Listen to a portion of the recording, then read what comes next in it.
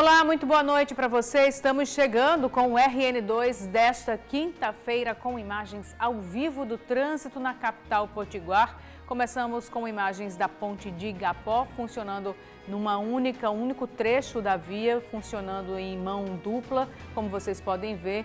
Por isso, há sempre um registro de um fluxo mais intenso, principalmente nessa hora de volta para casa e no começo da manhã, quando as pessoas que moram na zona norte de Natal estão indo em direção às outras regiões da cidade. É sempre um trânsito complicado aí na ponte de Igapó, que está passando por essa reforma. Tem mudança também perto do viaduto da Urbana, então quem vai transitar por aí é bom sempre ficar atento e dar uma olhadinha antes para saber como está a situação. Temos imagens também de outras regiões da capital potiguar, imagens da nossa câmera panorâmica, mostrando mais ao fundo ainda a árvore de Mirassol ligada, a árvore de Natal continua ligada, e imagens do trânsito com o fluxo bem mais intenso em direção a Parnamirim e Ponta Negra, na pista principal da BR-101, altura do campus da Universidade Federal do Rio Grande do Norte. Agora a gente segue para a Avenida Engenheiro Roberto Freire com Ayrton Senna, na verdade saindo do viaduto de Ponta Negra em direção à Avenida Engenheiro Roberto Freire, que também dá acesso à saída do viaduto a Ayrton Senna. Por isso também trânsito lento para quem está passando ali pelo viaduto de Ponta Negra. O RN2 de hoje está só começando.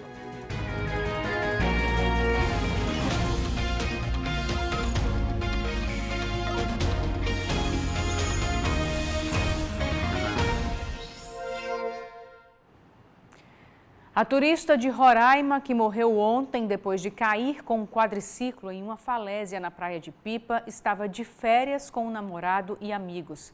Ele contou que ela nunca tinha andado de quadriciclo. A cunhada dela também estava no quadriciclo que caiu da falésia, foi socorrida com vida e está se recuperando no Hospital Valfredo Gurgel. As duas mulheres são de Boa Vista, Roraima. Elas estavam no quadriciclo fazendo passeios na Praia da Pipa, município turístico de Tibau do Sul. Ana Carla Silva de Oliveira, de 31 anos, morreu no local. Ela era servidora da Assembleia Legislativa de Roraima. Uma mulher de 29 anos foi resgatada no helicóptero da Polícia Militar e continua internada em estado grave na UTI do Hospital Valfredo Gurgel, em Natal. O acidente foi nesse trecho de falésias em Pipa, onde a trilha fica bem próxima ao penhasco. As duas turistas de Roraima caíram com o quadriciclo de uma altura de aproximadamente 30 metros. No local do acidente, não havia placa de sinalização. A distância da estrada por onde passam os veículos aqui na região das falésias para o abismo da falésia onde o acidente aconteceu é muito próxima, aproximadamente 3 metros. E mesmo assim, em toda essa área não tem nenhum tipo de sinalização de perigo. Ana Carla estava em Pipa acompanhada do namorado, do irmão e da cunhada. O grupo chegou na última terça-feira. O namorado de Ana Carla contou que apenas as duas mulheres aceitaram fazer o passeio de quadriciclo e que ficou sabendo do acidente pelo Serviço Social da Unidade Mista de Saúde de Pipa. Deu tempo delas fazer uma videochamada ainda no quadriciclo com a gente e a gente pensou que estava tudo bem. E depois disso a gente foi voltar para o hotel. E o irmão dela, que é meu cunhado, recebeu uma notícia. A Roraima toda está abalada. Nosso estado ele não é um estado grande, ela era bem conhecida na área ela era servidora legislativa lá, de um deputado. E vive a vida intensamente, sempre em família. Aqui em Pipa, a segunda vez que a gente vem seguido, né? Mas elas nunca tinham andado de quadriciclo. Foi fatalidade. Nossas férias foram acabadas com essa tragédia. Em nota, a Prefeitura de Tibau do Sul lamentou o acidente e disse que vai instaurar um processo administrativo para apurar o que aconteceu. Uma lei municipal determina que os passeios turísticos de quadriciclos só aconteçam com a presença de um guia. O condutor cliente precisa ter mais de 18 anos e ter carteira nacional de habilitação. Além disso, deve receber instruções de segurança antes de cada passeio. Muitas vezes o cliente fala que já pilotou quadriciclo, Mas ele passou por um pequeno teste numa praia mais tranquila, onde não tem muitos buracos, terrenos íngremes. Pessoas que têm costume de moto, ele costuma se imaginar em cima de uma moto e acaba num terreno desse mais íngreme, não fazendo o movimento, que é do braço, né? Segurar firme ali, e aí acaba jogando o corpo. Muitas vezes o quadriciclo pode descer, bater nessas valas. O dedo do cliente vai estar ali no acelerador e acaba acelerando, muitas vezes tomba, quando não acontece uma tragédia dessa, né? Já andou de quadriciclo? Não, Por quê? porque tenho medo, até porque também não sei pilotar. Desde o início do ano, uma taxa ambiental passou a ser cobrada pelo município de Tibau do Sul neste posto que dá orientações sobre o uso de quadriciclos na região. Mas quem trabalha com passeios reclama da falta de fiscalização. A única coisa que eles fazem, né, é pegar e perguntar se é Pix ou se é cartão. Pipa é frequentada por turistas de várias partes do Brasil e do mundo. O passeio de quadriciclos é um dos mais populares. Ana Letícia veio do Rio de Janeiro.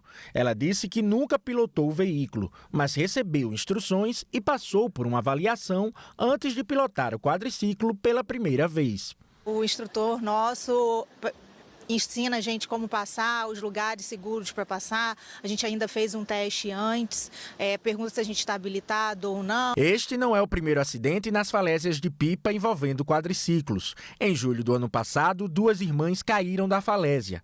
Em novembro de 2022, um turista carioca morreu após cair também de quadriciclo. Jalber Manhés tinha 68 anos. Em 2021 e 2020 também houve acidentes.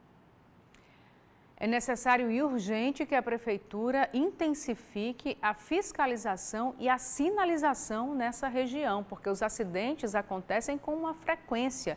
Não é o único, não é um caso isolado. Em 2022, um turista morreu. No ano passado, outras turistas se acidentaram, também caindo da falésia de quadriciclo.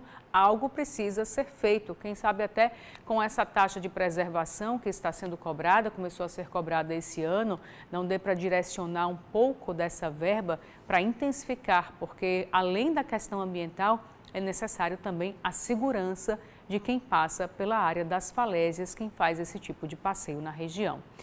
A turista que sobreviveu segue internada, mas hoje à tarde foi transferida da UTI para um leito na enfermaria do Hospital Valfredo Gurgel, aqui em Natal. A gente fica na torcida pela recuperação dela. A gente vai falar agora com Franciele Medeiros sobre um incêndio que aconteceu na tarde de hoje em um apartamento no bairro de Nova Parnamirim, em Parnamirim, na região metropolitana de Natal. Boa noite, Franciele. Oi, Emily, boa noite para você, boa noite a todos. Nós estamos aqui em frente ao condomínio onde o incêndio aconteceu. Segundo o Corpo de Bombeiros, o fogo começou no final da tarde de hoje, por volta das 5h40 e demorou aproximadamente meia hora até ser totalmente controlado. Ainda segundo os bombeiros, o fogo começou em um apartamento que fica no 3º andar de um dos blocos, mais precisamente na Torre 9, aqui deste condomínio. Ainda segundo a corporação, um curto-circuito em um dos ar-condicionados de um dos quartos pode ter causado este incêndio. O fogo começou em um dos cômodos e se alastrou rapidamente por todo o apartamento, que ficou, ainda segundo a corporação, praticamente destruído. Uma grávida que estava no último andar se sentiu mal, inalou muita fumaça e precisou ser atendida por uma equipe médica. Ela foi levada agora há pouco, para uma unidade hospitalar para ser atendida. Ainda segundo os bombeiros, a dona do apartamento estava trabalhando no momento em que o incêndio começou, portanto, não tinha ninguém em casa. E de acordo com os moradores, essa é a segunda vez que acontece uma situação como essa. Neste momento, o Corpo de Bombeiros ainda está no local. Nós falamos com o oficial do dia e ele disse que a corporação está esperando, a viatura, no caso, está esperando a fumaça sair completamente do bloco para a perícia ser acionada. Neste momento, os moradores que estavam nesta torre onde o incêndio aconteceu, eles precisaram sair, por questões de segurança. Então, são essas as informações que nós temos até o momento, viu, Emily? Muito obrigada, Franciele, pelas informações ao vivo aqui no RN2. O preço do gás veicular teve um aumento de quase 9% em Natal. Pelo menos é isso que aponta uma pesquisa feita pelo Procon Natal, que destaca que o preço do metro cúbico do gás natural veicular aumentou 8,96% este mês em relação aos valores cobrados no final de 2023. Na época, o combustível estava sendo vendido por, em média, R$ 4,75. Hoje, o valor médio é de R$ 5,18, um aumento de 43 centavos. A pesquisa revelou que, apesar do aumento no GNV, os outros combustíveis estão mais baratos. As gasolinas comum e aditivada, por exemplo, tiveram redução de 2,10% e 2,07%, respectivamente. Já os preços do diesel comum e do diesel S10 reduziram 2,21% e 2,5% também, respectivamente. A pesquisa de preço dos combustíveis é realizada mensalmente pelo Núcleo de Pesquisa do Procon Natal em 85 postos localizados nas 4 regiões da capital potiguar. No último mapa da inadimplência divulgado no final do ano passado, o Serasa apontou que 42% da população está endividada aqui no Rio Grande do Norte. Agora, em janeiro, época de pagar boletos, contas como material escolar e impostos, por exemplo, se torna ainda mais evidente a necessidade de fazer um planejamento financeiro. Domingos tem essa banca de serviços na Rua Coronel Cascudo, no centro de Natal, há 28 anos. Sempre foi a única fonte de renda do comerciante. Aqui, ele vende controle de TVs e conserta relógios. Com o dinheiro dos serviços prestados no mês, sustenta a esposa e os 3 filhos. De acordo com ele, desde a pandemia, as vendas diminuíram 80%. E com isso, as dívidas aumentaram. Em um mês que ele já chegou a lucrar quase R$10 mil, agora ele faz pouco mais de 1.200. Caiu muito o movimento de tudo. A situação está muito difícil, por quê? Porque muita gente desempregada, né? A gente sabe que é desempregado, né? E a gente vem lutando todo dia. A faixa de venda caiu mais de 80%, meu filho. Com essa queda nas vendas, as dívidas em casa aumentam. Começa a pegar água e a luz. Só paga um como chega o outro. E cartão, mês que dá para pagar todo, paga todo. Mês que não dá, não paga. Para se livrar das dívidas, o comerciante disse que deixou de vender no crediário e adotou a prática de vender no cartão e à vista. Por causa disso, alguns amigos que compravam, segundo ele, deixaram de comprar. Hoje, para me vender fiado, eu não tenho condições, porque o pouco fiado que eu vendia, eu perdia. Tá entendendo? Eu perdia. Hoje, o que eu faço hoje é o seguinte, vendo fiado, sim, ou no cartão, que está aqui a máquina, ou, se não, no Pix.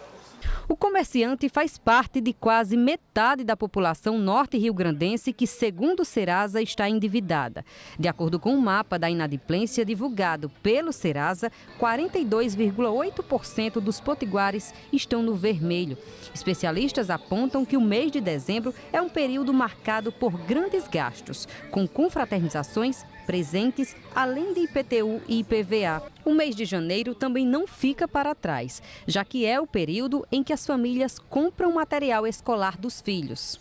Por isso, de acordo com os especialistas, neste momento é importante ter um planejamento financeiro, como, por exemplo, fazer um levantamento do dinheiro que foi gasto no final de 2023 e tentar reduzir o máximo de custos no início deste ano e assim garantir um 2024 com finanças no azul.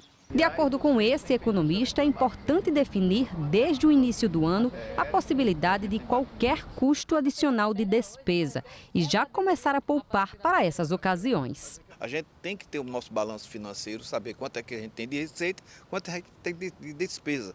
Isso você tem a situação de quanto é que cabe no seu orçamento. Quem tem seu orçamento não entra nessa situação de endividamento. Agora, para quem fez isso, ainda está em tempo de colocar essas finanças, refazer o balanço, cortar as coisas supérfluas, aquilo que você pode cortar, diminuir um pouco as saídas, replanejar agora o restante do veraneio. Quem tem uma casa de veraneio, ele pode alugar o restante da temporada, pode alugar para o carnaval, fazer uma renda extra, de forma que ele faça um reequilíbrio. Mas é importantíssimo ele ter seu balanço financeiro, o seu orçamento, para que você não entre o ano de 2024 no vermelho, fique sempre no azul. Em relação ao cartão de crédito, o economista disse que é um aliado importante, desde que tenha controle financeiro e use com responsabilidade. O cartão de crédito continuamos colocando. Ele é um excelente aliado desde que você tenha um planejamento para quitar na data. Faço a recomendação notadamente para aqueles que têm dívidas antigas do cartão de crédito, contraídas ainda no ano passado, que a regra ainda está valendo a antiga para as dívidas antigas, juros de mais de 430%.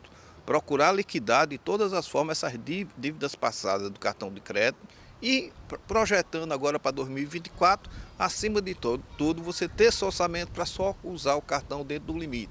Planejamento que Francimário leva a sério. O aposentado disse que tem contas de água, luz, parcela do IPTU e alimentação todos os meses, sem contar os imprevistos que aparecem sem esperar. Mas ele disse que anota tudo o que gasta para não ficar no vermelho. Não, dívida todos, eu acho que é impossível ninguém ter dívida. Agora, dívidas equilibradas são poucas, que você consegue equilibrar, são poucas pessoas.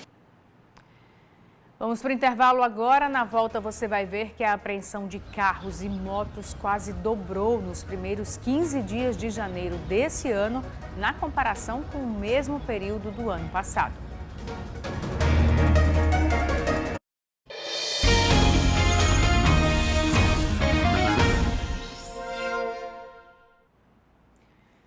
O número de apreensões de carros e motos cresceu 88% nos primeiros 15 dias deste ano. O estado tem uma média de quase 35 veículos levados diariamente ao pátio do Detran. Pelo menos 529 carros e motos foram apreendidos por policiais rodoviários estaduais. O licenciamento atrasado é um dos principais motivos. A apreensão de carros e motos quase dobrou nos primeiros 15 dias de janeiro de 2024, na comparação com o mesmo período do ano passado. O aumento foi de 88%, segundo os dados levantados pelo Departamento Estadual de Trânsito do Rio Grande do Norte, o Detran, a pedido do portal G1RN. De 1º de janeiro até a última segunda-feira, dia 15, 529 carros e motos foram apreendidos e trazidos aqui para o pátio do Detran, uma média de 35 veículos por dia. No mesmo período, em 2023, 281 veículos foram apreendidos, uma média de 18 apreensões diariamente. Nós temos uma frota de mais de 1,5 milhão de veículos. Dentre esse 1,5 milhão, nós temos um patamar de pouco mais de 600 mil veículos inadimplentes. São veículos que não estão licenciados ou com seu devido licenciamento em dia. Tá? É um patamar de quase 39% de nossa frota. Ao longo de todo o ano passado, foram mais de 8 mil apreensões, uma média de 23,5 veículos apreendidos diariamente. O aumento dos veículos apreendidos é atribuído ao reforço das fiscalizações realizadas pelo CPRE, principalmente na região metropolitana de Natal. Imagens de fiscalizações realizadas nas praias do litoral potiguar, justamente no período de veraneio, repercutiram nas redes sociais. Além da situação de conservação dos veículos, os militares verificam se há queixa de roubo ou licenciamento atrasado.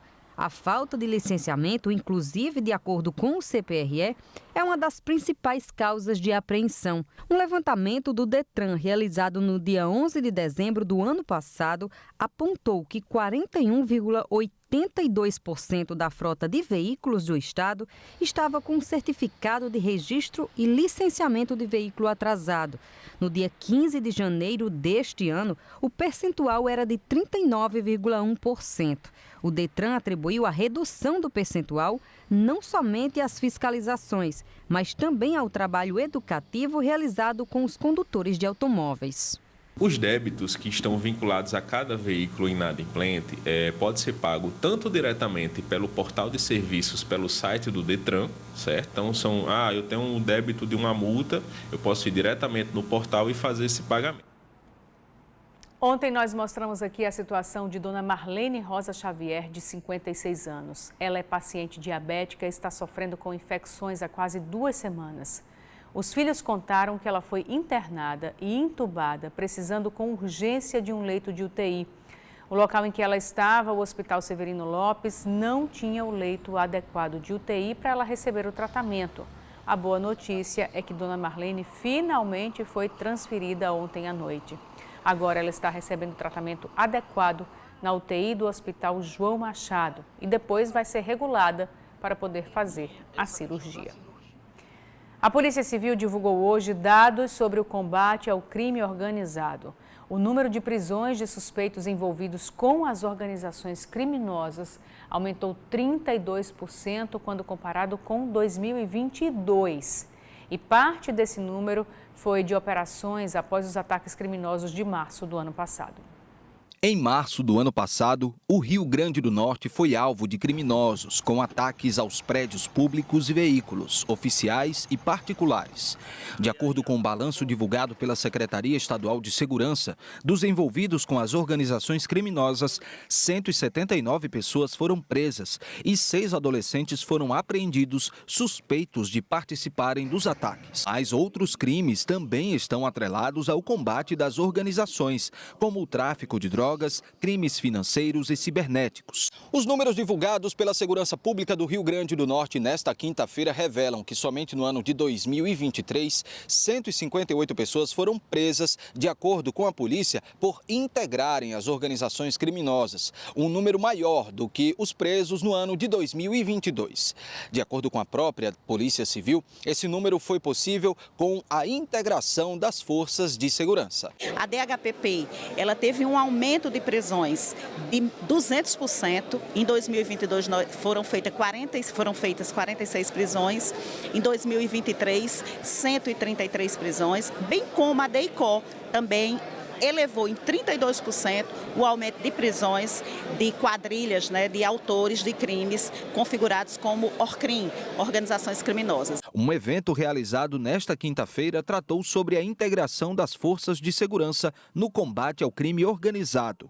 De acordo com a Secretaria Nacional da Segurança Pública, há em execução um Programa Nacional de Enfrentamento às Organizações Criminosas, que autoriza investimentos do governo federal direcionados à contratação de novos servidores da segurança, bem como do aparelhamento em equipamentos para a troca de informações. Buscando essa integração, nós vamos ter um conjunto de informações de inteligência e de investigação mais robusto no enfrentamento às organizações criminosas. No ano de 2023, nós tivemos a redução do CVLI, que é a morte violenta letal intencional, a maior redução dos últimos 12 anos. Depois da apreensão de algum suspeito, cumprir rigorosamente o que a legislação determina, tentando agilizar ao máximo para que possa ter efetividade a todas as questões que são necessárias. Inclusive, buscando ao máximo dar uma segurança também nessa cadeia do procedimento para o cidadão. Vamos para o último intervalo agora. Na volta, você vai ver que 2 torcedores do Baraunas foram baleados na tarde de hoje em Mossoró.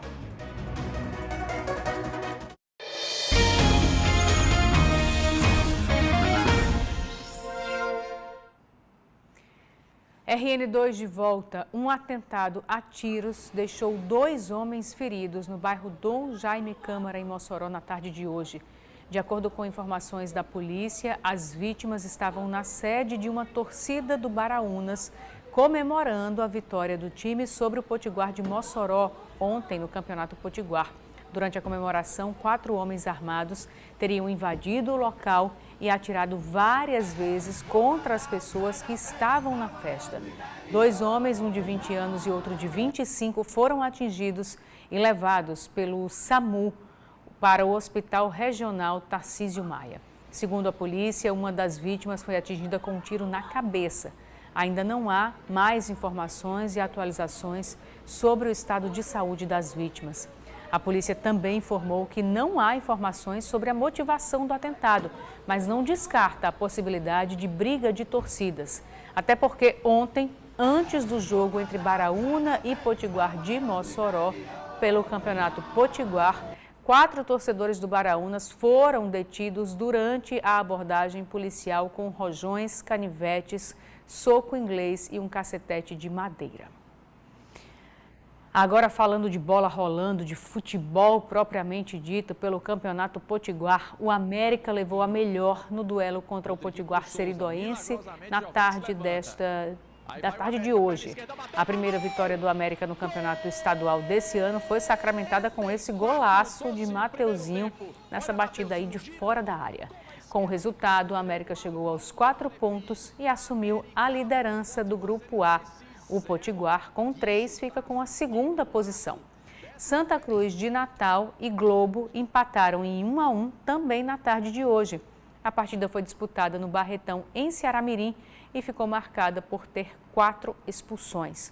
Ontem, o ABC goleou o Força e Luz também pelo Campeonato Estadual por 6-0. Amanhã tem um programa especial reunindo as belezas dos 9 estados do Nordeste. Oi, pessoal! Sexta-feira agora, depois da novela Mulheres de Areia, tem o programa Verão Nordeste, o melhor da região. Você vai assistir reportagens especiais com as novidades da estação. Aqui onde nós estamos, na Vila de Nazaré, é um ponto histórico. Então dá para aprender um pouquinho sobre a história de Pernambuco e também aqui do município do Cabo. No fim da caminhada, uma surpresa. Para andar ali, tem que ser com luz de lanterna. O monumento do século XVIII serviu para marcar os domínios da coroa portuguesa. Estas são ruínas de um palácio imperial. Começou a ser construído para receber o imperador Pedro de Alcântara. A visita foi cancelada e o palácio jamais foi concluído. É aqui a maior produção de ostra de Alagoas. A nossa primeira parada é na Associação dos Produtores de Ostras aqui da região. Uma das formas mais práticas de se chegar na Ilha dos Frades é pegar uma embarcação do Terminal Náutico de Salvador, no centro da cidade. São apenas 30 quilômetros de Fortaleza até a Praia do Japão, em Aquiraz. É um verdadeiro paraíso, em meio aos 32 quilômetros de orla aqui do município. Nesse pedaço do rio, as águas são sempre assim, calminhas. Esse é o lugar perfeito para quem quer desacelerar, tirar o relógio, relaxar. Além das praias quase desertas, dunas e Mata Atlântica preservada e uma área de 170 hectares de mangue. E uma das formas de conhecer a Barra do Camaratuba é através dos passeios flutuantes, feitos em embarcações como esta. Daqui saem 1 milhão de litros de água por hora, o suficiente para abastecer 5 cidades da região e, claro, garantir a diversão dos visitantes. E aí, sextou? O convite está feito. Vem com a gente. Reforçando, é amanhã, depois da novela Mulheres de Areia, na parte da tarde. Lembrando que, além das matérias que vocês já viram um pouquinho aí na chamada, tem ainda a participação ao vivo de todos os 9 estados do Nordeste no programa, mostrando o potencial e as belezas do nosso verão. A gente vai se despedindo por hoje. Muito obrigada pela sua companhia. Outras notícias do estado você encontra agora mesmo no nosso portal G1RN e amanhã, bem cedinho, às 6 da manhã, no Bom Dia RN. Ótima noite para você e até amanhã.